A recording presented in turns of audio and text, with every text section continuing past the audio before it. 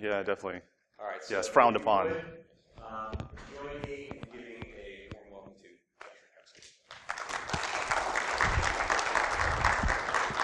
Rykowski. All right, all right. Thank you very much. I appreciate the warm reception, the warm welcome. First I just want to thank BSides Augusta for putting on this event. Allowing a lot of us to kind of step out in front of the community really, and kind of put some ideas out there, and hopefully get some feedback. And that's really what I'm here for today. I know it's kind of a catchy title, Weaponizing Our Youth, the case for integrated cyber ethics. But really, I just want to kind of step out with this brief today, or this talk today, is just the fact that I'm trying to initiate a discussion here. So don't take anything I say here with any finality or any sort of like I'm providing a solution. I want to really kind of try to get the community engaged in this issue, and we'll talk more about that in a bit. So again, the talk is Weaponizing Our Youth, the case for integrated cyber ethics. I am Josh Rykowski. There's my email up there. If you have any questions or comments you want to throw my way after the talk, please go ahead and send them there. So a little bit about myself. So background, so Mark alluded to it. I am a programmer, definitely Python focused, because who really doesn't like Python, right? Python is where you need to be in my eyes. I'm also an educator. Spent some time teaching at West Point, teaching computer science, and really focused there on teaching the CS1 class, or the introductory computer science class, trying to get those students focused and really excited about STEM. And that's why I put in there, I have a passion for STEM. But more importantly, I've got a passion to try to instill the passion in others for STEM. And so that's kind of where, kind of led me down the path to get to this talk. And of course, everyone has to have a hobby. And my hobby is, I'm also a reviver of dead arcade games, right? Yeah, exactly. Who doesn't like arcade games, right? Yeah, exactly. So that's actually a picture of my garage, a couple years old, actually. It's according to my wife, it's a disease, right? My first pitch was like, I'm just going to flip these, and I haven't sold a single one yet, so I've got a garage half full of arcade games. But again, just wanted to throw it out there, so you got my email address. If you want to play some arcade games, let me know. Which one? That's a Bad Dudes from the 90s, JAMA-based. So, yeah, good times, though. Which one? I do not. Great question so far. But again, I just want to throw that up there. Yeah, I could probably have a whole talk about that and how to revive old arcade games, but you know what? That'd kind of give away the tradecraft, and I'd be fighting all of you for the arcade games around the CSRA. So we'll see. Maybe that'll be a talk for next year. But so why does this matter? So why am I talking about the fact that we're trying to weaponize our youth? And really, when I say weaponize our youth, I'm talking about we are trying to teach younger students, hacking techniques, both offense and defense. So we keep shifting this to the left in that education timeline, which is great. I'm all for it because, again, I want to go ahead and instill that passion for STEM, and this is one of those ways to kind of get our hooks into those young minds and say, okay, let's focus on science, technology, engineering, and math. However, in my eyes, there's a flaw in the process we're using currently, and that flaw is we're making an assumption that they have a fully formed or a more fully formed moral construct, which is definitely not the case down in the high schools or even younger than that. So that is part, so that's part of the issue, the fact that they have an immature moral construct. And the way we're kind of teaching now, to kind of give you an analogy, is it's like sitting a child down, talking to them about gun safety, talking to them about how to load a weapon, fire the weapon downrange, clear it, and then say, okay, we've now talked about this in a very nice environment, just you and me talking about it. Here's your gun, here's your bullets, the range is over there. And you say, go. And the expectation at that point is for them to know how to do everything and to be able to do it complete. And I don't think we're kind of missing the point with that. And I'll get more to that in the rest of my talk here. So again, trying to highlight the fact that we're moving this to the left in this education timeline. So here are just a few examples that I found. So I'm currently involved in the AFA Cyber Patriot, which is focused down into the high school level. You also have Hacker High School, again, high school curriculum. You got some CTFs focused directly to the high school level, and then you got MITRE Cyber Academy. So again, these are very age-focused programs. They're focused at getting this education down into the high school level. However, they're making that age-agnostic assumption. They're making that assumption that we can teach kids these topics just like we teach adults these topics. And like I said, there's a flaw there that adults have a little more fully formed moral construct and kids don't. They're still forming that construct. And so I think we need to get at that. And to get at that, sorry, I hit the button there a little. I'm gonna propose 3 tenets here in a second. However, look at that right there, right? Isn't that epic? Big wall of text.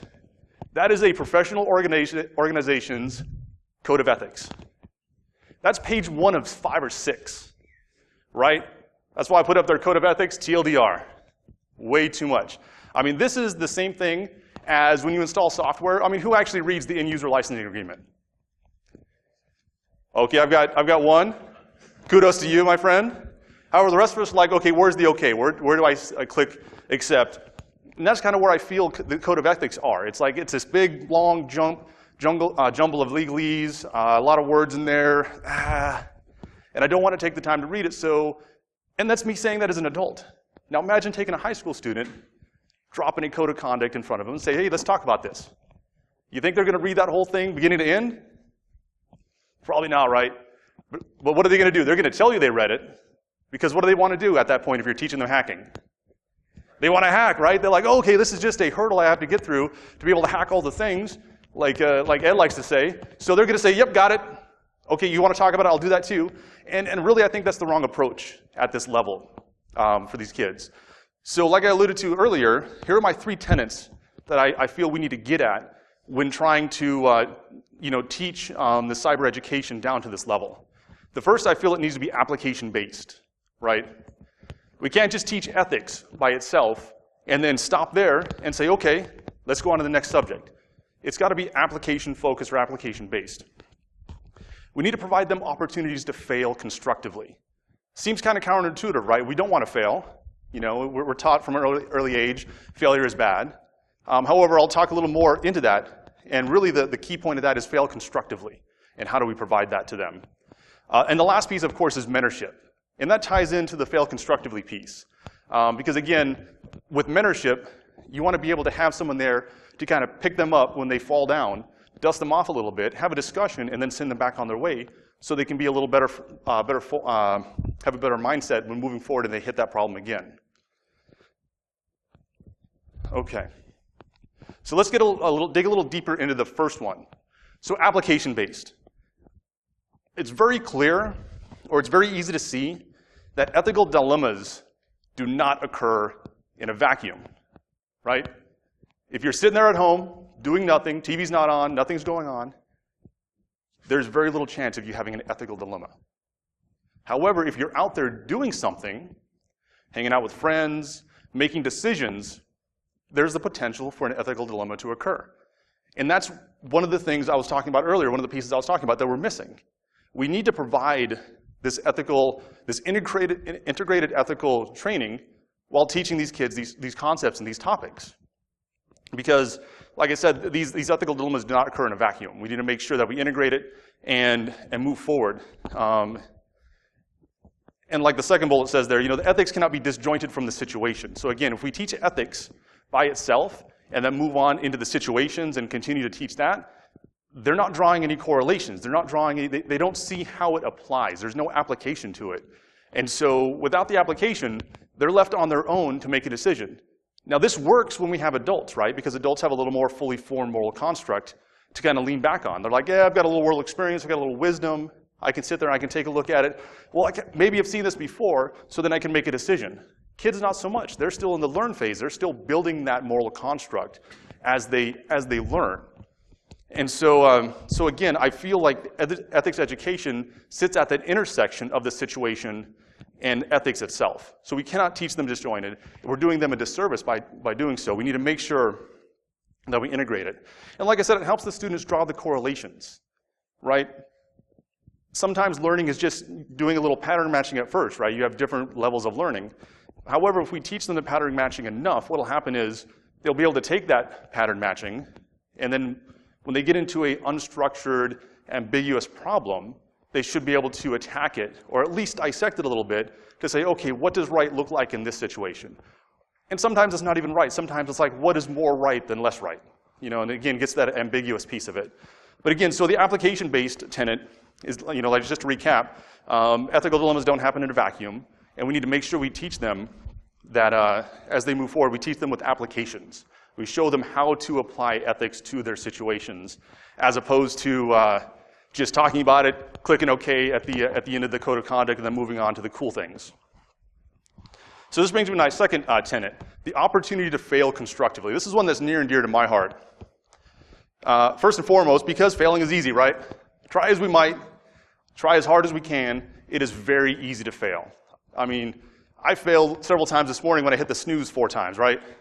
Failed to get up on time, failed to get up on time, it happens. It happens. So the catch, though, is how do we turn that failure into a learning point, right? This is the hard part. Like I said, failing is easy. However, learning from our failures or helping others learn from their failures is very difficult, but it's also very rewarding. Now, when I was kind of working through an analogy in my mind, I kept going back to scaffolding. However, scaffolding really doesn't quite get at the problem here. So you see I've got this really cool picture up here. See, I was a prior engineer for a little while, did some construction, had some fun. However, what you see up there is what I call a concrete form, right? Scaffolding is what you put up when you want to clean windows on a building. It doesn't really help form anything, right? It's there temporary. So think of the opportunity to fail constructively as a concrete form. It's something I have to build to pour the concrete into, and then let it sit and wait and solidify, right? And so the opportunity to fail constructively provides that form. It says, okay, I see you failed, but let's go and talk about why you failed. Let's go and see, okay, maybe you didn't fail as bad as you did. Sometimes, we're our own worst critic, and, we can kind of not see the good from the bad. And so, but however, having someone there or a construct there to say, okay, you failed, and let's talk about it, and then let's talk about what right looks like in that certain situation. And that's where the concrete form comes in. It provides the opportunity for them to kind of lay that foundation, and then also for that foundation to solidify, because if you pull the concrete forms too early, your concrete's not fully set, and it'll fail. So again, the opportunity to fail constructively is just to make sure that we provide them the feedback in that. Now this ties into my third tenet here, and that is the tenet of mentorship. With this, we want to get inside their thought process. We want to see, what's going on, what's happening, how they arrived at the decision. So it's more so, and that's why I kind of fell in on mentorship. Because again, we don't want to just provide them a critique at the end, right? Because a critique is what? It's a one-way directive. It's like, this is what you did wrong, and this is what I think you should do to fix it. And what does that do to the student or the individual receiving it? Well, sometimes they're like, this seems like a lot of words. I don't have enough time. And you know what? I'm just going to go ahead and do it again. And so they kind of throw it out, or they flush it. But with mentorship, it allows you to open a dialogue with that individual. And again, this is difficult because it's a two-way street. It's just not you providing a critique of their performance. It's you saying, okay, let's sit down, let's talk about what went right, what went wrong, and let me see, okay, I see in this point you made this decision. Can you explain that decision to me? And then get inside that thought process and provide feedback. And sometimes your feedback is not well received because everyone learns differently, right? Everyone receives feedback in a different form. And so they can say, well, I don't understand what you're saying, or no, I don't agree with that. And there's that dialogue, that two-way dialogue. So, again, we just want to make sure that we initiate that dialogue and make sure it's not a directive. It doesn't end up as a directive at the end of the day. So the final takeaways, and again, like I said, I wanted to just mention that, I know this was kind of a quick one, but I was hoping to kind of initiate some discussion today, because again, what I'm providing here is not a final solution to what I see as a problem, but the initiation of a discussion. Also, as I was working through this, I realized that, I was focused at teaching this down to, handing this down to the high school level. However, this can be used anywhere and should be used anywhere on the education timeline. The only thing that changes are the nuances, right? Mentorship is still mentorship, whether it's superior subordinate or if it's peer-to-peer. At some point, you have someone with a little more knowledge than another person providing some feedback, initiating a dialogue. The same thing with failing constructively. Maybe people have a lot more wisdom, and so you can provide just a different viewpoint to them. But again, just to kind of tie back to my 3 tenets, I'm focused on, I want this to be application-based, to fully integrate cyber ethics education. We need to provide them opportunities to fail constructively. Again, to kind of learn from our mistakes. Don't just say that was wrong and move on. Say that was wrong, this is why, and let's see if we can do a little better next time. Basically building that concrete form to allow that foundation to fully set before moving on into something else. And then finally providing that mentorship piece where we open that dialogue with the individual and try to get that discussion going and not just making a one-way directive of, hey, this is what you did wrong and this is how you fix it, and then walking away and never talking to them again. So like I said, at this point, I'd like to open it up for questions, comments, put a little screen image up there. You can kind of, see if we can kind of pull out some comments, but please feel free, if you don't agree with what I have to say, say that to me now. I'm kidding. No, please throw the questions out there. I'd like to get this discussion going. Yes.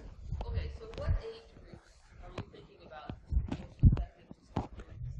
There's only a summer's difference between a high school senior and a college freshman. Correct. And I'm doing this at the college level. Correct. We're in our second year of cybersecurity level USC.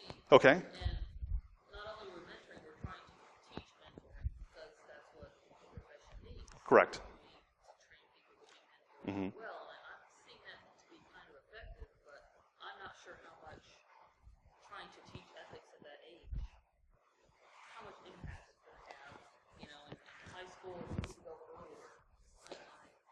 No, you bring up a very, very salient point, and you're right. I would like to take this as early as possible. The furthest left I can go in that education timeline. In a perfect world, and given with unconstrained resources, all that, I would take it as far left as possible. Because personally, I feel by integrating this early on, we would solve some other secondary and tertiary issues, misuse of technology, cyberbullying, so on and so forth. But I see it, I'd like to get it that far, to the farthest to the left as possible. However, the reason why I focus on high school is because right now that's where I see a lot of the programs are focused on, and that's where a lot of the resources are being driven towards. So that's why I fell in on high schools. However, I feel like what I said at the end there, the age-agnostic approach, I feel this can be shifted anywhere and just kind of be dropped.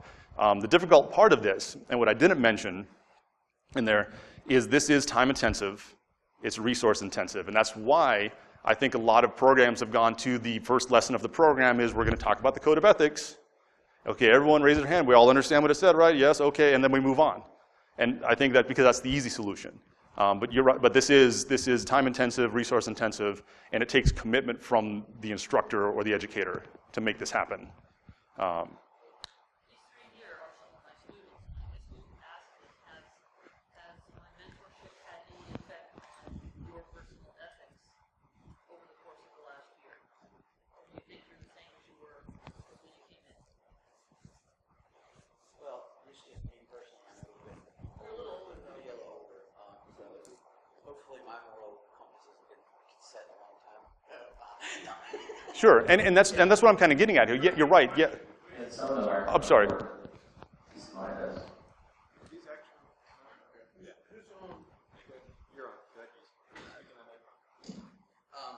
would say I'm a little bit older, so having someone there to advise you and is this actually going through? Yes, I can hear it. And being able to advise you has helped a lot. But I did have one of my own questions.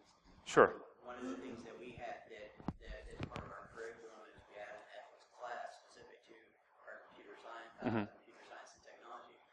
But most of the questions in that are not specific to technology. It's ethics or an ethics in general. So it's not an industry issue per se. It's just an education issue in general. We need to start bringing ethics up to our kids. Do you feel it's effective at the college level? It's effective there, but it's one of these things that, kids are making decisions that can impact them for years, and I didn't take it until I was a senior in college. Probably don't want to wait that late. Okay, Alex, what about you? You're younger. You're a freshman. Oh, yeah. I don't know if I can attribute my moral compass specifically to any one source, but definitely being exposed to the community at large over the past couple of years around security has definitely had an impact for the positive. Sure. But I can't place any particular class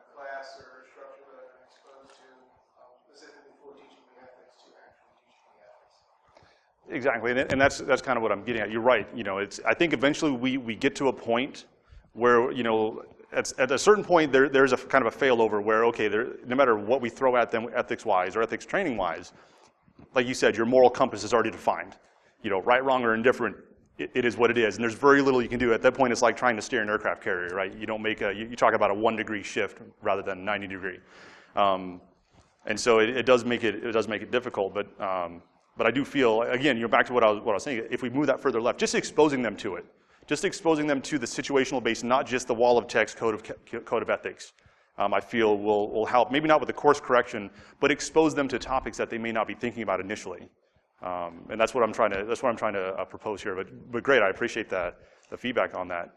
I've got a couple more questions. I'll go. Yes, please. Josh, Yes. just a couple of comments. This sounds like a lot like some of the discussion that comes up. It's like, when is it appropriate to teach offensive tactics or offensive operations in the cyber realm? What level is that appropriate, and is there ways institutions given that power? You know, should we trust the students? How do we trust them? And Sure. Is ethics training? And I don't want to get into the merits of that. That's a big discussion that usually erupts into one way or the other. But this perspective is like that's a solution. So I think your question is, when is it appropriate to start incorporating ethics education? And from my perspective, even as a parent, as early as possible, with even just appropriate use of computing resources. You know, even in schools now, they have computers in every grade. They have smart boards and multimedia and stuff like that. Exactly. So maybe that's the appropriate time to start building that foundation of ethics. As they get older and into the secondary and post-secondary education, you start teaching them more skills with that foundation and maybe a little bit more ethics along the way. Exactly. Yep. And then you get to college level and say, okay, well, now you have all this. If you want to go the offensive route, hey, this is pretty serious. Your words, weaponizing style stuff. Yeah. Maybe now you decide some contracts, or maybe you need to do some kind of acceptable use thing that you can hold you responsible for. Sure. There's lots of different opportunities for this. No, exactly. And the one thing I did leave out here purposely is the fact that, you know, I didn't build the backdrop. I'm saying we should teach it to high school age kids, but you're right. You know, this could start at home, because again, it comes down to it's a very time intensive, resource intensive way of doing this. And so I'm not sure if the schools will be able to pick this up and run with it. So maybe that does start at home initially with some of those initial discussions.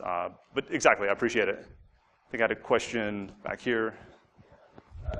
2 points. One was one of the challenges I think that we'll face with, you know, trying to push this, not just us, but universally, is the relativism involved with ethics as far as backgrounds and culture. Sure. Is there going to be, you know, certain cultures that find something that we see as, you know, unacceptable with that part of the culture, and they Sure. find it completely ethical? So I just think that's one of the challenges that needs to be recognized. But another point was you mentioned this. The way I saw it, and correct me if I'm wrong, treating this kind of like how we want security treated. Security is not a goal. Security is a property that should be ingrained in everything. Exactly. Same thing. Ethics is not a goal. It's not a lesson. It's a property that should be ingrained from the beginning all throughout. No, I agree, and that's what I was, you know, when I put that wall of text up there in the beginning and with the TLDR, I was trying to get at that, because when educating adults on this, it is an end or an end state or a goal, because again, I think the assumption has been made, you know, a long time ago that adults have a more fully formed moral construct, and so we can allow them lean on that already. And all we've done is pick that whole construct up and dropped it onto younger education. And so you're right, it should be a state of mind or a property and not an end in and of itself. Fantastic, I appreciate that. All the way back.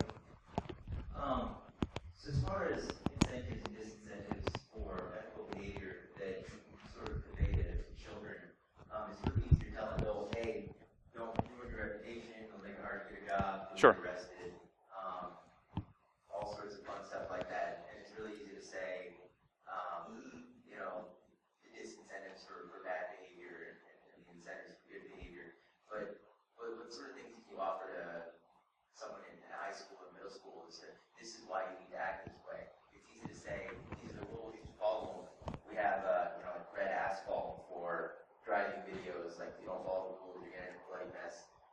what are you going to do for cyber ethical following the rules? And that is a good point. You know, again, you know, these are all fantastic points. And you know, that was one of the things I kind of wrestled with when coming up with this a little bit. Mainly because when you talk to kids that age and you try to incentivize or de-incentivize certain things, what happens, right? When you're trying to get coercion out of someone, which is what I feel that process tries to get at, what happens? You get the fact that they follow the rules until you're not watching or until they figure out how to subvert them. And so, and that's a good point. That's why I kind of wanted to steer away from that and get out of the, okay, you know, do this and this is why, because you might get whacked or you might lose your online profile or I might delete your Facebook account, you know, and get away from that and get into the, okay, you made that decision, let's talk about why it was bad. And try to instill the, you know, the dialogue or the fact that, okay, you know, in the world we live in, there's very little right and wrong. You know, that's all on the very periphery. The rest of it's in the gray space in the center.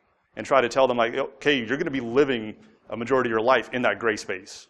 And so the incentivizing gets at the right and wrong, but doesn't really address the large gray space in the middle. Does that kind of answer your question? I know it's a hard one, right? It's you know, because again, it's about the mindset, and when you get to that age too, you know, they're at different maturity levels. So it's hard to kind of come up with a one-size-fits-all, and that's where, you know, I went through, trust me, I went through several iterations until I came up with these 3 tenets I feel are worthwhile at that level. Alex? To speak to that one and over what you were getting after, I've been carrying a loaded firearm since I was in middle school, and so it's supporting, so that's like a cultural norm. And the culture is that firearm safety is a big deal, right? From that age, you're more responsible with that sort of thing. And I don't think we have a developed senior culture that understands cyber well enough, or, you know, what right is supposed to look like to provide that kind of leadership. That's a good point as well. So again, we're still, even though we've been around for a while, we're still building tradecraft, we're still building, you know, this foundation, or the forms really, the concrete forms I alluded to. Thank you. Over here. Hey, yeah, I can start right here. Yes. So Josh, would you let your kid go into a lake if he didn't know how to swim? Would I let him go into a lake if he didn't know how to swim? Yes. That's a very, very interesting question. The first answer for me is my wife present? No, I'm kidding. No, I jest because I am less risk averse than my wife is. And so I would say yes, because in my eyes, learning through situations, i.e., if I go in the shallow water, I'm fine. If I go a little deeper, I'm still okay. If I go into my mouth, not so good, let me back up. I'm more of the mindset, let them learn by doing. My wife is more risk averse and saying, okay, life vest, floaties, CPR mask, lifeguard on duty, you know, the checklist goes on, right? And so I guess it depends on what your mindset is. And that's why I try to keep this, you know, abstract enough to provide, you know, not more of a directive, but like, hey, these are tenets. But I'm sorry.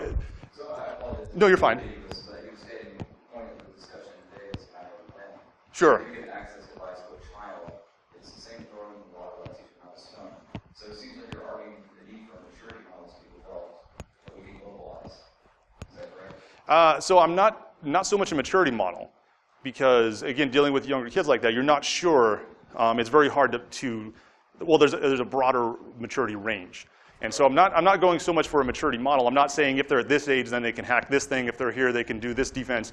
I'm not saying that at all. I'm saying it needs to, you know, it's more ethics. You're focusing on hacking, not necessarily information assurance and security standards and stuff. Okay, so I say hacking, but then let's back it up and talk defense. So let's say I'm looking at packet captures, right? And I see some stuff that I probably shouldn't in those packets. What do I do with it? That's still an ethical dilemma. So you're focusing on InfoSec skills, it sounds like, not necessarily information security. So, okay, everybody says this. I actually do this a lot with teaching kids, and the issue that we run into often is this right or wrong? Because as a parent, I don't know what you're teaching them. So you have to say, I think information assurance is where it starts, teaching as a fundamental skill set and then elaborating on maturity. Would you agree?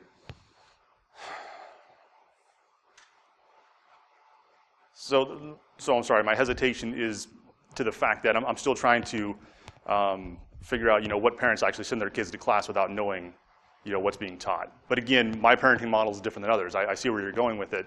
I don't know what the foundation is at this point. To be honest with you, I'm trying to be non-committal here on purpose because, again, I don't want to make a stand on something because this is nothing I've thought about yet. Okay, I like your tenets. I just think they need to be more developed to a framework. Sure. So thank you. Yeah, no, I appreciate the question. Thank you very much. Yes. So to amplify a little bit on what you were saying with the pool, or lake rather, you're presupposing that the parent knows how to swim. With a lot of modern IT devices, that isn't the case. The parent can barely use them themselves. They don't have the full understanding of what can get their kids in trouble, as the rash of child pornography cases or pictures people have been taking of themselves is proving. And same thing with the carrying a loaded firearm. Because that is how you grew up, your parents taught you that, you're able to get that instilled at a young age. But when the parents don't know, how does that get instilled at a young age? When the children are teaching the parents, where is that mentorship coming from? And again, that's a very good point. And because in a perfect world, that mentorship should be coming from parents. First and foremost, that should be, the first mentor you have in this world should be your parents. However, that may not be the case in situations like this, or situations where, the parents may not have the same education that the kids have. So when they hit high school, it's, the disparity is large. So the parents, they don't want to be out of their comfort zone. So that is a good point. And that's where I was saying at that point, then the mentorship comes from the educator. And that's why I'm saying it's a resource-intensive process.